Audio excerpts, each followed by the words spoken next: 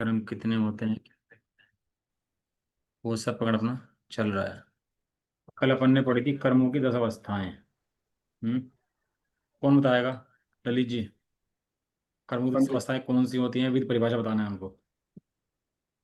कर्मों की। बता पाओगे? क्या जी? कर्मों की 10 अवस्थाएं कौन कौन सी होती हैं और क्या परिभाषा शॉर्ट में बतानी है आपको।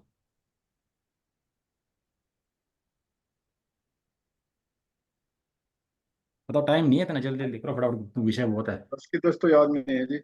हैं? 10 की 10 तो याद नहीं है। क्यों नहीं याद करी?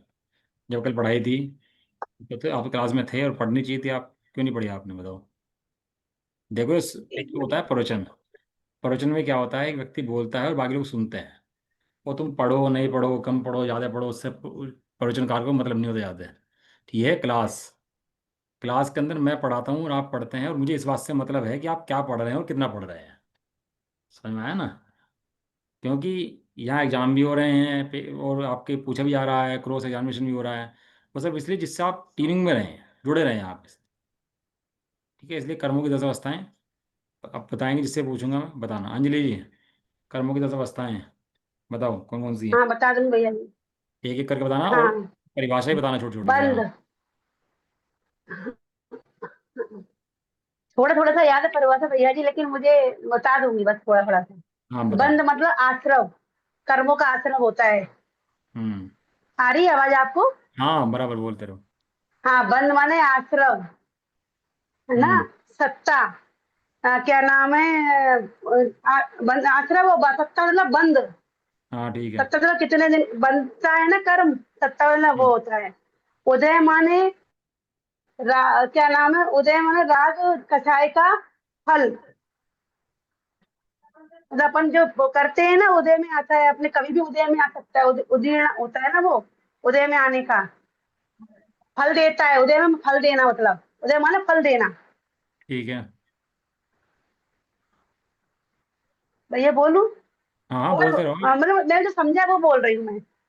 हम्म। हाँ, उदीर्ण माने समय से पहले कर्मों का आना। हम्म। और उत्कर्षण माने कर्म फल की शक्ति, हम्म। बढ़ते बढ़ के आना, उत्कर्षण हम्म। माने। हम्म। और अपकर्षण माने घट के आना, हम्म। है ना। और संक्रमण माने कर्म का बदल जाना, मतलब परिवर्तित हो जाना कर्मों का। हम्म। संक्रमण माने। हम्म। उपशांत माने कर्मों का बैठ जाना। हम्म। और निदिजित माने कर्म कार में बंधना, मतलब ना तो उसमें संक्रमण होगा और ना ही उसमें उत्कर्षण होगा, उदीर्णा होगी। ना संक्रमण होगा, उदीर्णा होगी निरचित में। हम्म। ना हम्म। निकाचित में चारों ही नहीं होंगे। ना हम्म। उदीर्णा, न उत्कर्षण, अपसर्पण, न संक्रमण। ठीक है, बहुत बढ़िया। थोड़ा सा आप परिभाषा को और अच्छे से याद करने की कोशिश करो सब लोग। क्योंकि हाँ। एक एक शब्द की कीमत है। जैसे अपने पास कहीं सोना पड़ा है, एफडी पड़ी है, छोटी पड़ी है, बड़ी पड़ी है। एक एक की कीमत है कि नहीं है? हम्म, ऐसे ही यहाँ भी एक हम्म, एक शब्द की कीमत है। एक एक शब्द पढ़ो और ध्यान से पढ़ करके उसका मतलब समझो कि आचार्य देव ने शब्द क्यों लिखा। बंध मने कर्मों का आना, लेकिन कैसे? मोह राग द्वेष के परिणाम से, मोह और योग के निमित्त से, ऐसे मतलब एक परिभाषा छोटी सी हम्म, उसकी बतानी चाहिए सबको। ठीक है ना? हाँ जी, ठीक। अब बताओगे आप इसके अंदर। सपना। संक्रमण किन कर्मों का आपस में नहीं होता? 3 चीजें हैं, बताओ किस किस अंदर आपस में संक्रमण नहीं होता।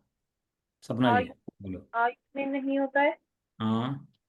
दर्शन मोनिया का नहीं होता है। दर्शन होने का।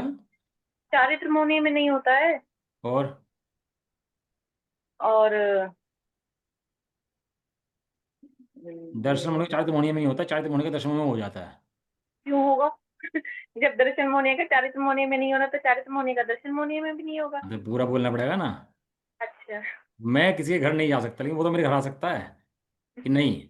तेरी भी एंट्री वैन है और मेरी भी एंट्री वैन है, ऐसे। तीसरा। हाँ जी। 3 भेद बढ़ाए थे तीसरा। इसके लिए। हाँ, आयु याद नहीं आ रहा। तीसरा, मूल प्रकृतियों में नहीं होता आपस में। हाँ, मूल प्रकृतियों में तो आपस में होता ही नहीं है, वैसे भी हाँ, ये होता ही नहीं है तो वो तो पता है, लेकिन उसका बताना पड़ेगा यहाँ पर कि मूल प्रकृतियों में नहीं होता। चारित्र मुनि का दर्शन मुनि में, दर्शन मुनि का चारित्र मुनि नहीं होता। और आयु का आपस में संक्रमण नहीं होता। ठीक है? हम्म, हाँ जी ललित जी, को किससे पूछूं अब मैं, कौन बताएगा? देखता हूँ कौन है क्लास में, एक मिनट कह लेता हूँ मैं। हम्म। अब मुझे आप बताओ इसके अंदर कि जो निधत्ते और निकाचित है, उन दोनों के अंदर क्या फर्क है? पूनम जी बताओ। भैया निदत्ति में उत्कर्षण अपकर्षण हो सकता है, संक्रमण और वो क्या था, उदीर्णा नहीं होती। हाँ और बराबर निकाल है। चारों ही नहीं होते, ना संक्रमण ना उदीर्णा ना उत्कर्षण ना अपकर्षण। बहुत बढ़िया, बहुत सुंदर।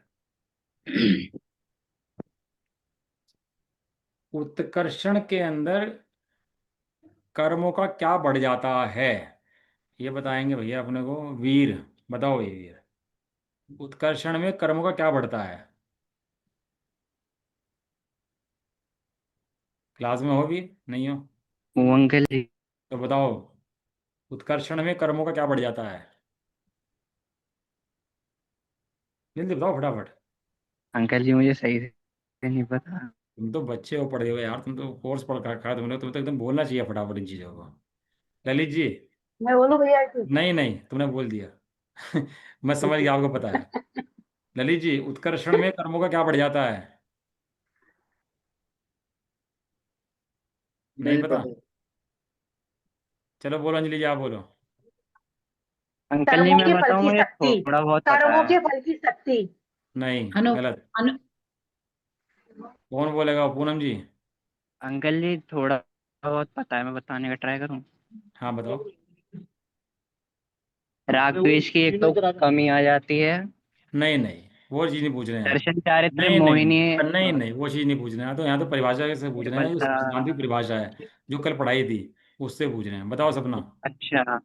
उत्कर्षण से अनुभाग कर्मों का क्या पता बढ़ भैया, जाता है? अनुभाग क्या क्या अनु बताया?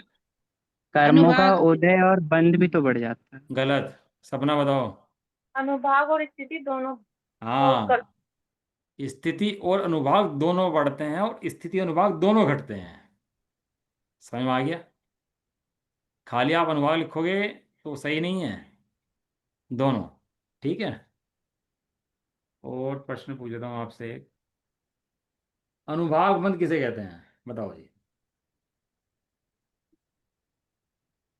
फल देने की शक्ति को, हाँ, कर्मों के फल देने की शक्ति। कर्मों की फल देने की शक्ति को अनुभाग बंध कहते हैं।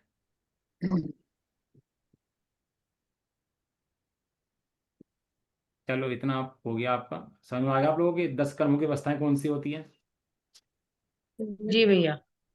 अब इसके अंदर अपन लोग का कल एक रहेगा था उपशम। ठीक है ना? कल अपन का क्या रहेगा थे? उपशम करण रहेगा था। उपशम किसे कहते हैं? परिभाषा खोल लेता हूँ यहीं से, इस सिद्धांत से ही। एक बार रुक जाओ। ये क्लास चलती रहती है ना, तो ये फिर याद रहता है उससे। अ, प्रश्न नंबर कौन सा है अपना, ये चल रहा है इसके अंदर? वो आप दूसरी किताब से पढ़ा रहे थे भैया जी। हाँ नहीं, वो तो ठीक है, वो तो हो गया, लेकिन यहाँ उस पर कौन सा प्रश्न नंबर चला था टू अपना? 262। 262। यहाँ पर आज मुझे रिजल्ट देना था, लेकिन मैं चेक नहीं कर पाया रिजल्ट आपका। तो वो मैं कल या परसों देख के आपको देता हूँ उसका रिजल्ट, जो है ना। आज नहीं हो पाया आपका वो काम। कर्मों की विभिन्न अवस्थाएं, प्रश्न नंबर 262। अभी उपशम आएगा इसके अंदर, तब बताऊंगा उपशम किसे कहते हैं। उदय किसे कहते हैं? स्थिति के अनुसार कर्म के फल देने को उदय कहते हैं। उदय पढ़ा था आपने? आपने उदय पढ़ा था ना? सबसे पहले था बंध, फिर सत्ता, और तीसरा क्या था? उदय बंध कहाँ गया उदीर्ण इसके क्या अंदर? उदय। बंध के चार भेद, प्रकृति बंध, प्रदेश बंध, स्थिति बंध, अनुवाद बंध, वो गया बंध के अंदर। अपनी अगली अवस्था ही उदय किसे कहते हैं? कि स्थिति के अनुसार मतलब अपने टाइम पर कर्म जब फल देगा, तो उसको बोलते हैं उदय। ठीक है। उदीर्णा, स्थिति पूर्ण होने से पूर्व ही कर्म के फल देने को उदीर्णा कहते हैं। अपनी स्थिति पूर्ण नहीं हुई, लेकिन उदीर्णा हुई। लेकिन उदीर्णा भी उदय है। उदीर्णा भी क्या है? उदय है। वो बाहर की बार खत्म नहीं होता, उदय। कि वो उदय में तो आया नहीं, खत्म हो गया बाहर की बार। वो उदयावली में आएगा और तब खत्म होगा। उदय आए बिना तो उदीर्णा भी नहीं होती कर्मों की। अब आपके यहाँ नए प्रश्न आ गए कि उदयावली क्या होती है और कैसे कैसे कर्म उदय में आ जाते हैं ये। अब आप लोग थोड़ा सिद्धांत के पढ़ा करो, तो आपको समझ में आएगा। आपके यहाँ एक टंकी रखी है पानी के ऊपर, बीच में पाइप है आपका, और नीचे टंकी लगी हुई है आपकी, ऐसी है ना। और उस टंकी के अंदर 5 6 10 टंकी लगी हुई हैं। आप एक टंकी खोल दोगे, कितना पानी आएगा? एक टंकी जितना। और 10 टंकी खोल दोगे तो 10 टंकी जितना पानी आएगा और पानी की टंकी खाली हो जाएगी। वो ज़्यादा टंकी खोल देना, उसका नाम उदीरना है। वो पाइप के थ्रू ही आएगा, वो कहीं और से नहीं आएगा। ऐसी उदयावली मैंने, जो कर्म उदय में आने के लिए तैयार है उसे कहते हैं उदयावली। पाइप में आ गया, एक उदयावली मैंने पाइप, कर्मों की लाइन है अंदर, वो लाइन में लग जाता है आकर के। जो कर्म उदयावली में आ गया वो उदय में आएगा ही आएगा। और जितनी उदीर्णा है वो भी कर्मों की उदय रूपी है। क्यों? क्योंकि उदयावली में आता है और तब जाता है निकल करके, बाहर से बाहर नष्ट नहीं होता। और बाहर से बाहर कर्मों के नष्ट होने की व्यवस्था भी नहीं है। इसलिए कहते हैं जो कर्म बांधा है वो उदय में जरूर आएगा।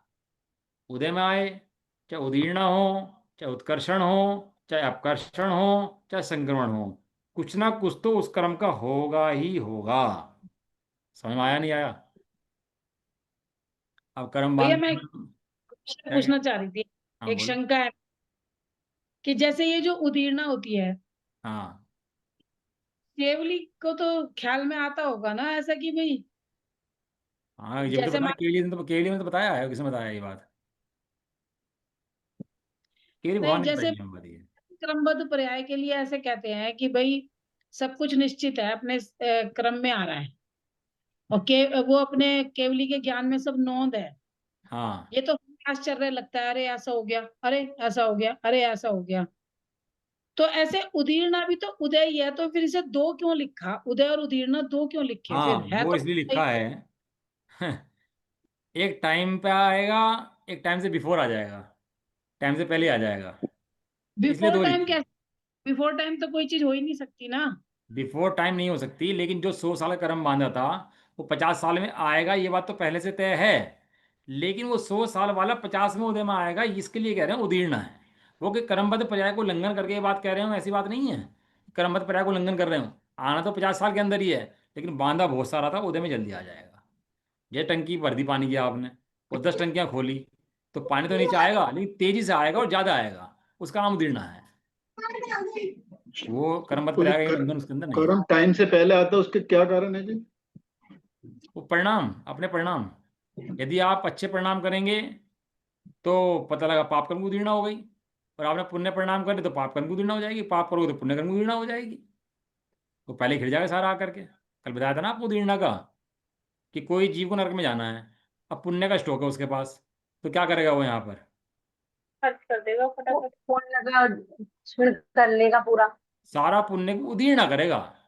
उसने 1000 साल का पुण्य बांधा, हम्म। 100 साल के बाद नरक में जाना है उसको, तो क्या करेगा वो 1000 साल का जो पुण्य है वो 100 साल में खत्म कर देगा। तो उससे होगा क्या, कि जितना पुण्य 1000 साल में धीरे धीरे करके उदय में आना था, वो सारा इकट्ठा 100 साल में उदय में आ जाएगा। तो तुम्हें दिखाई देगा बहुत पुण्य का उदय है इसका, तो भाई इसके तो ठाट बाट क्या लोग पूछ के, भाई साहब इसका तो नाम यश प्रकृति ऐसी फैल रही है इसकी तो। और है कौन? वो पापी जी है। तो कर क्या रहा है? वो पुण्य की उदीर्णा करके नरक जाने की तैयारी कर रहा है। वास्तव में बात ये है। और ऐसा ही क्रमबद्ध में भी आया है कि वो ऐसा ही करेगा।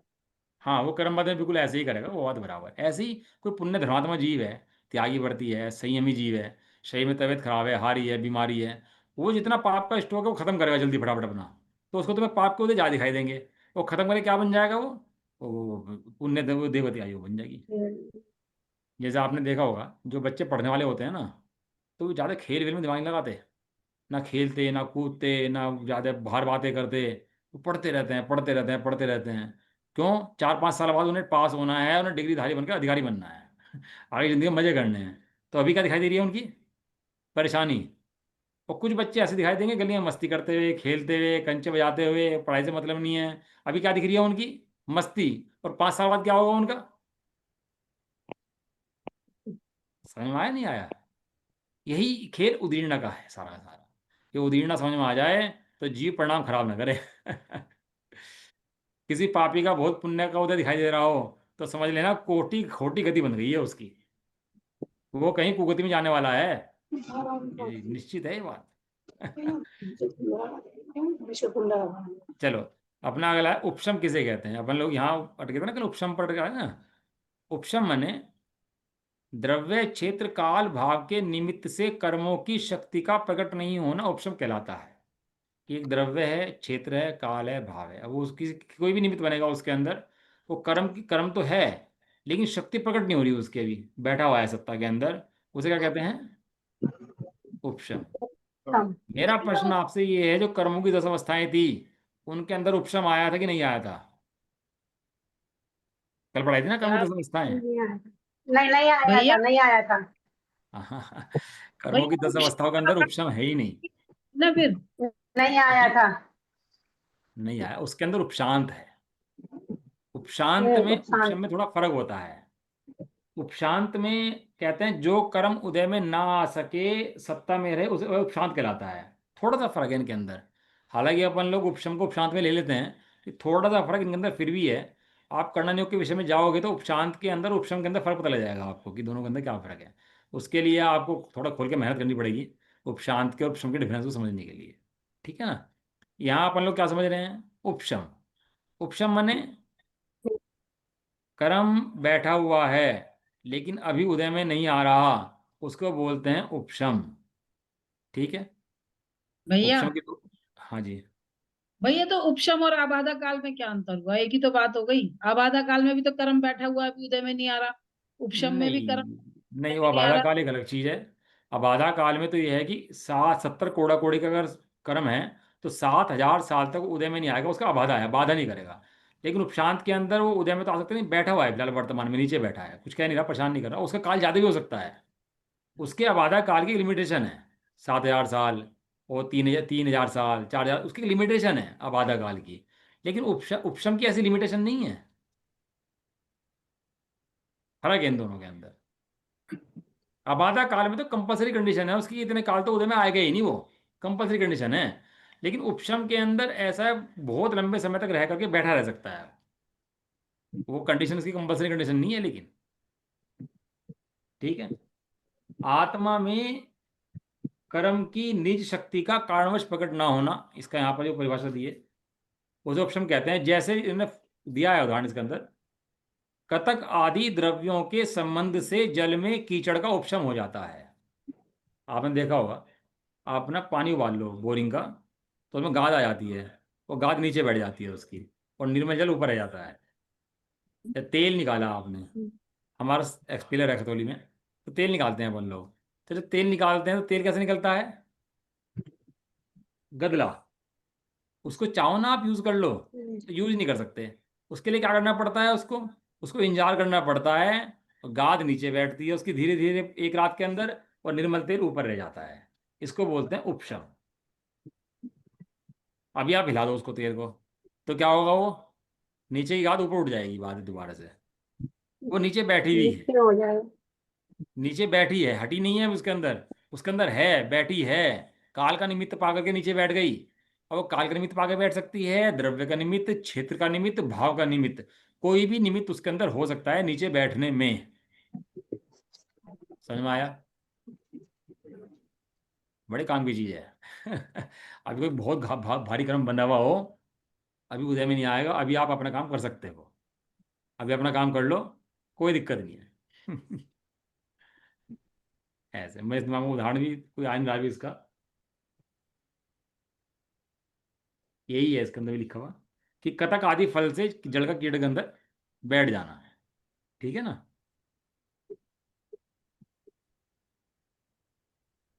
उपशम जो होता है वो दर्शन मोहनी, चारित्र मोहनी, दो के अंदर ही होता है, बाकी के अंदर उपशम नहीं होता। जितने कर्म हैं सबके अंदर दर्शन मोहनी है और चारित्र मोहनी है, केवल दो के अंदर ही उपशम होगा।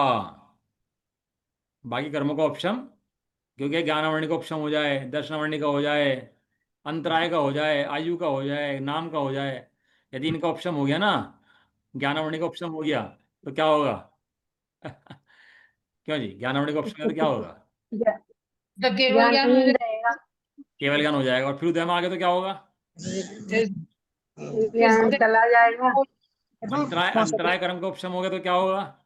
अनंत शक्ति प्रकट हो जाएगी उसकी, चारित्र प्रकट हो जाएगा, पूरा का पूरा अनंत शक्ति प्रकट हो जाएगी उसकी। और अंतराय कर्म का फिर उदय में आ गया तो फिर शक्ति घट जाएगी, खत्म हो जाएगी। तो इसलिए जो उपशम जो होता है दर्शन मोहनीय चारित्र मोहनीय के अंदर ही उपशम आदि संभव है। अन्य कर्मों में आयु का उपशम हो जाए तो कहने लगा वो जीव ही मर जाएगा, वहां वो खत्म हो जाएगा शरीर। और उदय में आ गया तो फिर से जीवित हो जाएगा। हाँ फिर दोबारा जीवित हो जाएगा। ऐसा संभव है नहीं। उपशम जो होता है केवल दर्शन होने चाहते हो। अब समझे करो आप इन बातों को, थोड़ा दिमाग लगाया करो इन सब चीजों के अंदर। ये बहुत भयंकर और बढ़िया गणित है। उदीर्णा का, उत्कर्षण का, अपकर्षण का, संक्रमण का, उपशम का। ये कर्म नहीं पढ़ा रहे, ये परिणाम पढ़ा रहे हैं। क्या पढ़ा रहे हैं? परिणाम। दुनिया को तो पता ही नहीं है इन बातों की कि ये कुछ चीजें भी होती हैं इस तरीके की। ये तो हमारे सर्वज्ञ हैं जिन्होंने जीवों के हित के लिए सर्व जिनवाणी लिख दी। और यही वो ज्ञान है जो आचार्य कौन से थे, भूतबली पुष्पदंत के गुरु कौन थे? धरसेन आचार्य। ये धरसेन आचार्य के दर्शन खत्म आचार्य। हो जाता तो ये ज्ञान हमें मिलता ही नहीं। वो परिणाम धन्य है धरसेन आचार्य का, जिस परिणाम में ऐसा विकल्प आया कि लिख जाऊं इसको। यदि ना लिख के जाते तो ये बातें हमें मिलती ही नहीं। वो तो उनके विकल्प बना, उन्होंने दो मुनिराज बुलाए, वो बुलाकर अपना ज्ञान उन्हें दिया, ट्रांसफर किया। फिर उन भूत बलि पुष्पदंत आचार्य ने ये ग्रंथ लिख दिए हमारे लिए। नहीं तो ये ज्ञान ही ग्लोप हो जाता। और जैसे अन्य मत आत्मिक बातें करते हैं ऐसे हम भी करते रहते हैं। कर्मों आदि का पता ही नहीं लगता, कितने कर्म होते हैं, कैसे बनते हैं, कैसे परिणाम होते हैं जीवों के। 20 पार्ट हैं उसके, जो अपना षटखंडा में लिखा है। वो 20 प्ररूपणा बोलते हैं, प्ररूपणा उसको। तो 20 प्ररूपणाओं के अंदर षटखंडागम है लिखा हुआ। जो षटखंडागम है ना, तो षटखंडागम नाम ही षटखंडागम है। षटखंड माने 6 खंड हैं उसके, नाम में आगम लिखा हुआ है। 6 वो खंड। आगम है, समयसार परमागम है, और षटखंडागम आगम है। वो 6 खंड हैं उसके, और 6 खंड के 20 चैप्टर हैं। 20 प्ररूपणाएं उसके अंदर हैं उस षटखंडागम की।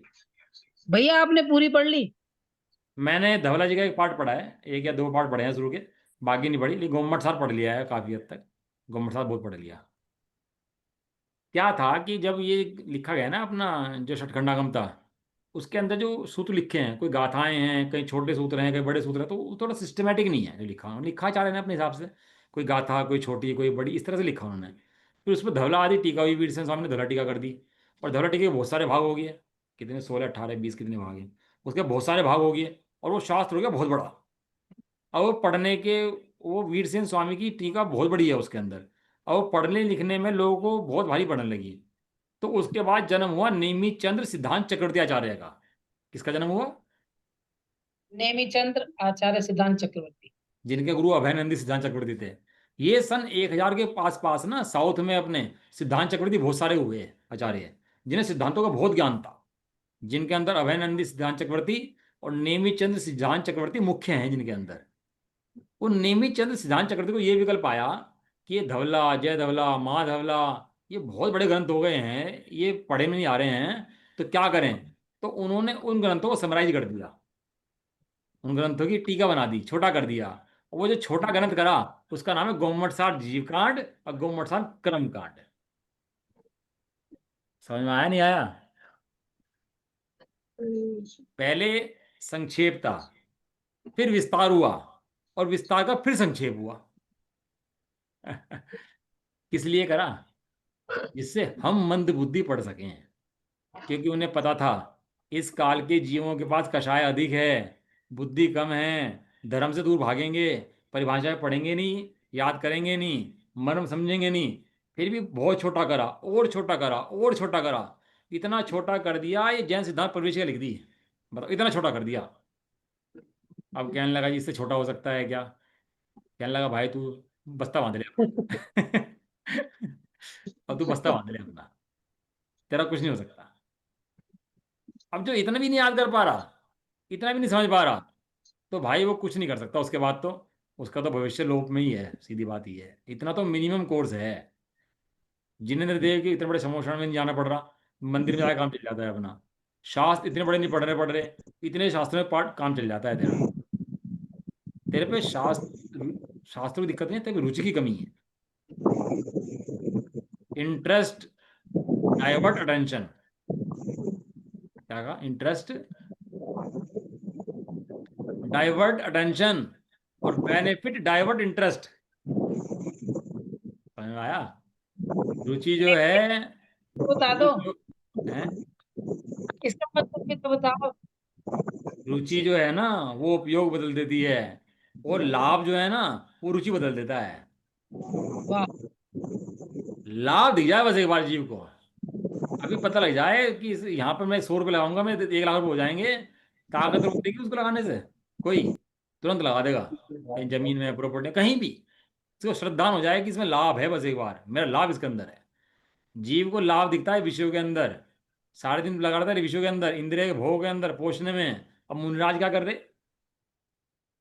और कहेगा मुनिराज आदर्श हमारे हैं, और लगा रहेगा भोग के अंदर। भगवान जितेंद्रिय हैं, राग द्वेष को जीतने वाले हैं कि राग द्वेष करने वाले हैं? जीतने वाले। पूजा करेगा वीतरागी की, जिनके राग द्वेष नहीं है उनकी, और पोसता रहेगा राग द्वेष, उन्हें अच्छा मानता है राग द्वेष को, और पूरे नहीं हुए तो लड़ता है उनके लिए, राग द्वेष के लिए, अपनी इच्छाओं के लिए।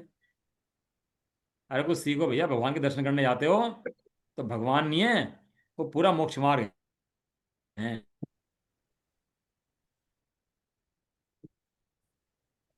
पॉज हो गए, पॉज, पॉज हो गई। भैया आवाज नहीं आ रही।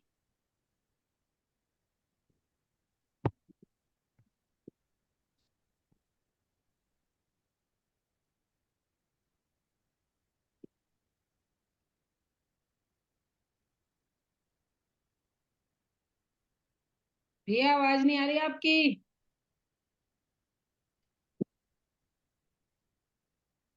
अभी सेटिंग कर रहे हैं, अभी आएगी। अच्छा,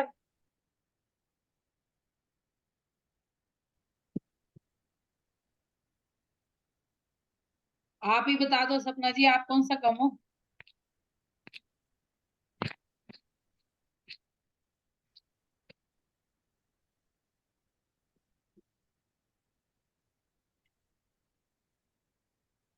सपना जी भी चली गई क्या?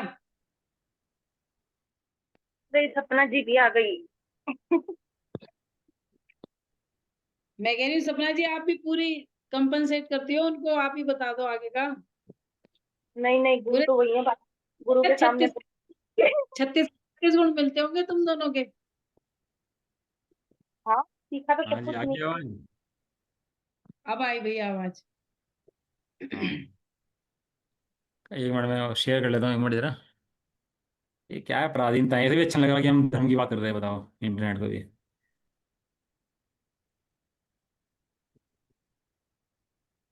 आगे सामने क्या? आ रहा है, अभी आ रहा है। अभी नहीं है। बफरिंग हो रही है अभी तो। बातें करता है जितेंद्रिय की। अच्छा कौन है? जितेंद्रिय। और अच्छा क्या लगता है? राग द्वेष। और ये किसी से कहने की बात नहीं है, ये अपने परिणामों को खुद जांचने की बात है, क्योंकि धर्म से रखा हुआ है। और जो परिणाम जांचता है, उसकी परीक्षा करके सुधारता है, वहां पर कर्मों के उत्कर्षण और प्रश्न आदि होते हैं, पाप प्रकृतियों के घट जाती हैं, वो पुण्य प्रकृतियां बढ़ जाती हैं, वहां से धर्म प्राप्त होता है जीव को, खाली सुनने पढ़ने से नहीं होता। चलो अपन लोग उपशम पर आ गए थे। उपशम के दो भेद हैं, अंतरकरण रूप उपशम और सदअवस्था रूप उपशम। कितने भेद बताए उपशम के? वो दो। अंतरकरण, सदअवस्था। और इसके अवस्था दूसरे भी। नाम क्या है? अवस्था। प्रथमोपशम उपशम, द्वितीयोपशम उपशम। इसके क्या नाम है? प्रथमोपशम उपशम और द्वितीयोपशम उपशम। प्रथमोपशम उस उपशम को अंतरकरण रूप उपशम कहते हैं, और द्वितीयोपशम उसको, उपशम को सदअवस्था रूप उपशम कहते हैं। सबसे पहले जब जीव समय दर्शन प्राप्त करता है तो दर्शन मोहनी कर्म को नीचे बैठा देता है। तो जब नीचे बैठा देता है तो उसको होता है प्रथमोपशम सम्यक्त। सबसे पहले जीव को सम्यक्त होता है, उपशम सम्यक्त होता है। सबसे पहले जीव को यदि कोई सम्यक्त होगा तो सबसे पहले होगा उपशम सम्यक्त। उस काल में क्या करेगा वो? प्रथमोपशम। प्रथमोपशम के अंदर क्या करेगा कि मोहनी कर्म की पकड़ती है, उसको नीचे बैठाएगा। और द्वितीय ऑप्शन के अंदर जो अनंतानुबंधी है उसको नीचे बैठाएगा। उपशम माने आगा, उदय में आने वाले कर्मों को नीचे बैठा देना। इसका नाम क्या है? क्या? तो दो भेद उसके, अंतःकरण रूप उपशम, सदवस्था रूप उपशम, जिसे को प्रथमोपशम उपशम या को द्वितीयोपशम उपशम। तो अंतःकरण रूप उपशम किसे कहते हैं? आगामी काल में उदय आने योग्य कण परमाणुओं को आगे पीछे उदय आने योग्य करना, इसको अंतःकरण रूप उपशम कहते हैं। और सदावस्था रूप उपशम या द्वितीय उपशम उपशम किसे कहते हैं? वर्तमान अवस्था को छोड़कर आगामी काल में उदय आने वाले कर्मों का सत्ता में रहना सदवस्था रूप उपशम कहलाता है। और थोड़ा कर्ण योग का विषय आप थोड़ा दिमाग लगाओगे, पढ़ोगे तो आपके समझ में आएगा फिर ये चीजें। आप भी खुद अभ्यास करो अपना इसके बारे में, ठीक है ना। मैंने उपशम पढ़ा दिया आपको, कर्मों की 10 अवस्थाएं पढ़ा दी। इसके बारे में विशेष खुलासा आपको चाहिए तो गुणस्थान प्रवेशिका मंगा लो अपने पास, यशपाल जी की, ब्रह्मचारी यशपाल जी की। मैं दिखा देता हूँ आपको, ये वाली किताब है गुणस्थान विवेचन, ब्रह्मचारी यशपाल जी की लिखी हुई है। फ्रंट फ्रंट हैं? बाहर से पेज दिखाना जरा कैसे। कवर पेज बाहर से दिखाओ। इसमें जिलत लगी हुई है, बाहर से नहीं तो दिखाता, बाहर से जिलत चढ़ी हुई है इसके ऊपर ये। अच्छा अच्छा, ठीक है ठीक है। कोई नहीं, आप उसमें लिखो, मैं इंटरनेट से भेजूंगा आपको गुणस्थान विवेचन की ये चैप्टर में। इसके अंदर सुनो परिभाषाएं दी हैं कर्णन योग की, आप चाहो तो वहां से आप इसको सबको पढ़ सकते हो, ठीक है। प्रश्न है, समय थोड़ा सा है हमारे पास। अगला है छह किसे कहते हैं? छह माने नामी छह है, छह माने हट जाना, चले जाना। कर्मों की आत्यंतिक निवृत्ति को छह कहते हैं, कर्मों का सत्ता से हट जाना, इसका नाम क्या है? आपने सुना होगा छायक सम्यक दृष्टि, उपशम सम्यक दृष्टि, औपशमिक सम्यक दृष्टि। आपने पढ़ सुना होगा ना सम्यक दृष्टि, ये सब वेदक वेदक सम्यक दृष्टि। सबकी शुद्धि में कोई फर्क नहीं है, सारे समय दृष्टि हैं, सारे कर्मों का भाव कर देते हैं। वो कैसे कैसे कर्मों का भाव करते हैं सब उसकी बात है, लिखा है इसके अंदर। अच्छा पकड़ दिया, मैं कल दिखा भेज दूंगा आपको कि इन समय दृष्टि ऐसा क्यों कहा गया, तीन नाम से क्या दोष रह जाते हैं इसके अंदर, उसकी बात। तो कर्मों की आत्यंतिक निवृत्ति, निवृत्ति मैंने हट जाना, आत्यंतिक मैंने पूर्ण रूप से, आत्यंतिक माने एकदम से सारे कर्म हट जाएं, उसको क्या बोलते हैं? उसको क्षय कहते हैं, ठीक है। अगला प्रश्न, क्षयोपशम किसे कहते हैं? अब आ गया उपशम, आ गया क्षय, आ गया क्षयोपशम, आ गया चार चीज आ गई। उदय आ गया, उपशम आ गया, क्षय आ गया, क्षयोपशम आ गया। कहीं पढ़ा अपन लोगों ने ये चीज? कहीं कहीं आ रही दिमाग में? कहीं हमने पढ़ा हो इसको? ये तो हमने सम्यक, तो जब आपने सम्यक दर्शन के बारे में पढ़ाया था तब पढ़ाया था ना। औदैहिक, औपशमिक, छायिक, छायोपशमिक भावों से भिन्न है परम पारणामिक भाव। कहाँ पढ़ा? ये तो डेली समय सारणी में पढ़ते ही हैं हम। समय सारजी में नहीं आया प्रकरण, बहुत ज्यादा है। ये प्रकरण आया नियम सारजी के अंदर, और नियम सारजी से आया तत्वार्थ सूत्र के अंदर। ये प्रकरण जो है औदैहिक, औपशमिक, छायोपशमिक, छायिक, ये भाव जो हैं आए हैं, पहले नहीं थे, अब प्रकट हुए हैं। और पारिणामिक भाव सदाकाल रहने वाला है, जिसके हमने तीन भेद पढ़े थे, जीवत्व, भव्यत्व, अभव्यत्व। अब जिसके अंदर जीवत्व के दो भेद पढ़े थे, शुद्ध जीवत्व, अशुद्ध जीवत्व। तो पारिणामिक भाव कौन सा लिया था? कि जो शुद्ध जीवत्व भाव है वही पारिणामिक भाव है, बाकी सब जो है अपारिणामिक है, पारिणामिक के अंदर हैं, लेकिन उनसे वस्तु की सिद्धि नहीं होती। जो शुद्ध पारिणामिक भाव है, शुद्ध जीवत्व है, उससे वस्तु की सिद्धि होती है। बताओ ललित जी, औपशमिक सम्यक दृष्टि है, जीवत्व उसके अंदर है कि नहीं है? जीव, वो जीव है कि नहीं है? जीवत्व माने जीव है, नहीं है? केवल ज्ञानी जीव है कि नहीं है? है, मिथ्या दृष्टि जीव है कि नहीं है? है। सब जीवों में समान रूप से पाया जाए उसको बोलते हैं पारिणामिक भाव। वो शुद्ध जीवत्व है जिसकी दृष्टि से मोक्ष होता है। अपन आते हैं विषय पर अपने वापिस। क्षयोपशम किसे कहते हैं? परिभाषा क्या है? क्षयोपशम किसे कहते हैं? परिभाषा पढ़ूंगा आज, समझाऊंगा कल, थोड़ा समय लगेगा, भारी है। समझ आया? किसी कर्म के वर्तमान निषेक में सर्वघाती स्पर्धकों का उदयाभावी क्षय तथा देशघाती स्पर्धकों का उदय और आगामी काल में उदय आने वाले कर्म के निषेकों का सद अवस्था रूप उपशम, ऐसे उस क्रम की अवस्था को कहते हैं क्षोभशम।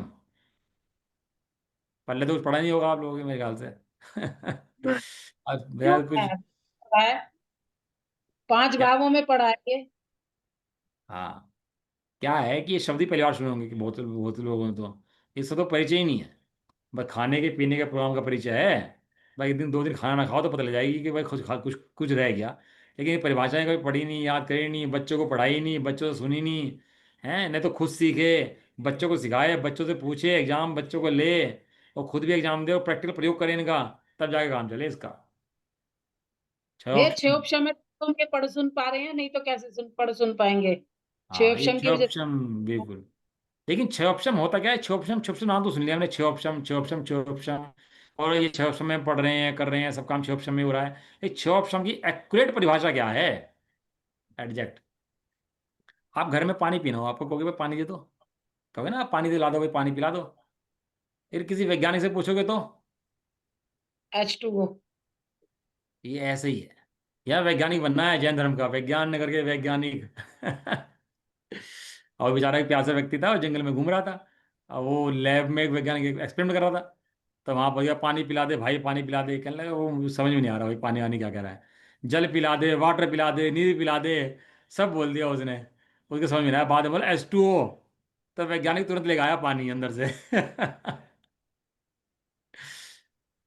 ऐसे सर्ववेद क्षयोपशम की परिभाषा कहते किसे हैं? सर्वघाती स्पर्धक कैसे कौन से होते हैं, देशघाती कौन से होते हैं?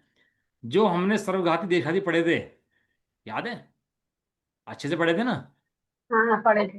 एक तो क्लास हाँ में एब्सेंट हो जाते हो ना, वो विषय छूट जाता है, तो वो भी बड़ी दिक्कत वाला काम है। ये कर्ण नियोग का विषय ऐसा है, छूटना नहीं चाहिए। बस यदि एक क्लास मिस हो गई तो पूरा मिस हो गया, ये समझ लो आप। फिर पकड़ ही नहीं पाओगे भैया आप इसको। कि ज्ञान का अगर हमारा सर्वघात हो जाता तो हम जड़ ही हो जाते। हाँ, लेकिन वो केवल ज्ञान का तो अभाव सर्वथा है ना, तो जड़ तो नहीं है ना। अब केवल ज्ञान के सर्वघाती स्पर्धकों का उदय है, लेकिन मति शुद्ध ज्ञान ज्ञानावरणी के जो देशघाती स्पर्धक हैं उनका उदय। है कि नहीं है? तब बनेगी व्यवस्था बिल्कुल। पूरी की पूरी। ऐसे खाली एक बात से कहने समझ में नहीं आएगा।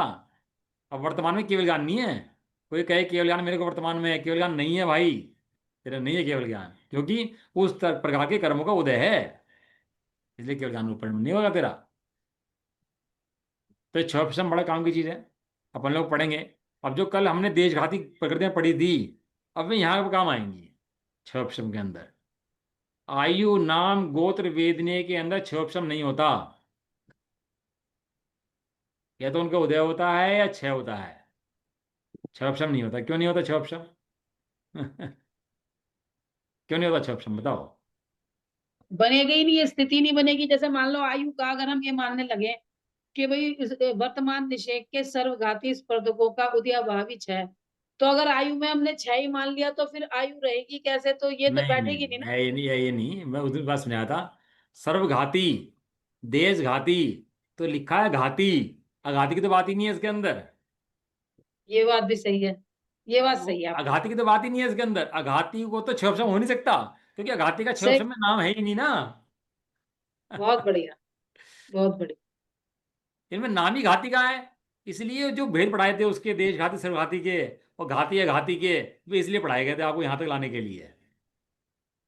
अब आपको समझ में आएगा किसका दिमाग बहुत तेज है, किसका दिमाग बहुत कम है, किसी की आंख बहुत तेज है, किसी की आंख बहुत कम है, किसी को बहुत तेज सुन लेता है, किसी को बहुत तेज काम करती है शक्ति, किसी की बहुत कम काम करती है।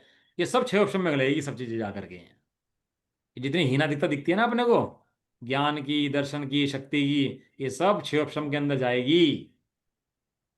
ठीक है, कल इसकी चर्चा करते हैं अपन लोग, समय ज़्यादा हो गया अपन लोगों का भी, है ना? आप तो आप भी थोड़ा अभ्यास घर पे करो, क्योंकि क्या है कि होमवर्क हो और बच्चा होमवर्क तो ना करे, वो क्लास में पढ़ता रहे खाली बस, तो पास नहीं हो पाता। कितना पढ़ ले क्लास के अंदर, जब तक होमवर्क अपना नहीं करे, खुद खोल के ना समझे और खुद खोल के अकल ला के ना पढ़े अपनी, तब तक बात क्लियर नहीं होती है। इसलिए इन बातों को आप भी खूब समझें, खूब दिमाग लगाएं, वो उससे आपको सुनने में रुचि बनेगी। जब कल क्लास में बैठोगे ना, आप अभ्यास कर चुके होंगे उस बात का, तो आपको इंटरेस्ट बनेगा। मैं भी अभ्यास करता हूँ, आपको लगता होगा मैं अभ्यास नहीं करता, मैं ही पढ़ता हूँ इन चीज़ों को बार बार, क्योंकि कर्ण नियोग का विषय है ना, कोई गलत पढ़ा दो तो पता लगा सब वीडियो चली जाती है तो गलत चला जाएगा। और कर्ण नियोग के विषय के अंदर तो बहुत भारी दिक्कत रहती है। हम भी पढ़ते हैं, हम भी दिमाग दुरुस्त करते हैं पढ़ पढ़ के अपना। इसलिए आप लोग भी मेहनत करो थोड़ी सी, और इसके अंदर विषय को पढ़ो, ये बहुत काम के विषय हैं। ये आचार्य देव ने ऐसे लिख दिए कि ऐसे लिखते चले टाइम पास करने के लिए। क्या कह रहे हैं? भैया जी आपने समझाया ना छह किसे कहते हैं, तो मतलब इससे कर्म, आठों कर्मों का पूर्ण छह हो जाता है। जिस कर्म का क्षय हो जाता है उसको क्षय कहते हैं। आठों कर्म का नहीं होगा, किसी एक कर्म का भी हो सकता है, दो का भी हो सकता है, दर्शन मुनि का भी क्षय हो सकता है, अच्छा चाट्य मुनि अच्छा का क्षय हो अच्छा सकता है। लेकिन इस क्षय के अंदर ऐसा है, अच्छा अच्छा। जो ज्ञानावर्णी है, दर्शनावर्णी है और अंतराय है, इन तीनों का भी इकट्ठा क्षय होगा। और आयु नाम गोत्र वेदी का इकट्ठा क्षय होगा। और दर्शन हाँ मुनि का एक बार में होगा और चाट्य मुनि का अलग से क्षय होगा। हाँ। इसके अंदर क्षय की व्यवस्था ऐसी है। समझ में आ गया ना? चलो अब समय बहुत ज्यादा हो गया है ना, कल बात करते हैं इसके हम्म। बारे में। मैं पहले हमने पढ़ाया था, पहले मोहिनी कर्म जाता है, उसके बाद फिर है ना क्या ना, दर्शन मुनि, ज्ञानावर्णी दक्षिणावर्णी और वो जाता है अंतराय।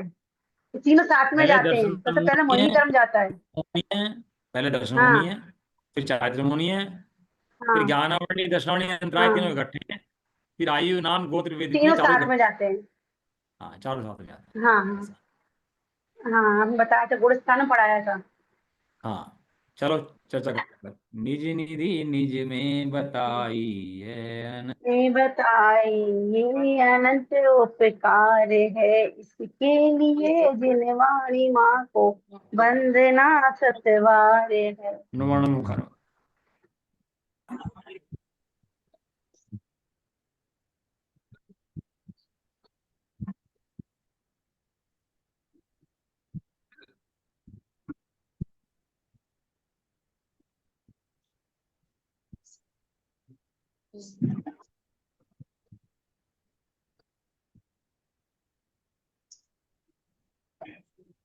जय भरद्वासनी माता की, जय हो। जय हो। महान जैन धर्म की। जय जय एक हो। साथ बोलिए। सभी जय को जी। जय जय। जिनेश, सभी को जय जिनेश। सभी को जय। क्लास एंड कर दो।